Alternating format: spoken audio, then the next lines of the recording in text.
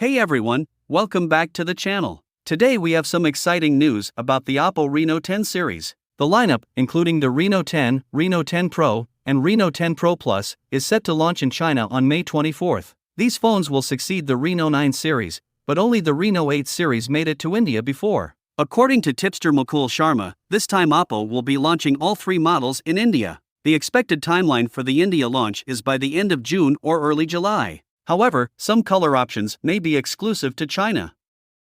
OPPO has also released a teaser video showcasing the design of the Reno 10 series. The Reno 10 Pro Plus features a center position punch hole cutout for the selfie shooter, narrow bezels with flat edges, and a slight curvature. The rear panel houses the camera modules, including 3 sensors, LED flash, and the Mari silicon text engraved. The Reno 10 Pro Plus will be available in gold, purple, and black color options. Stay tuned for more updates on the OPPO Reno 10 series. Don't forget to like and subscribe for the latest tech news. Thanks for watching, and we'll see you soon.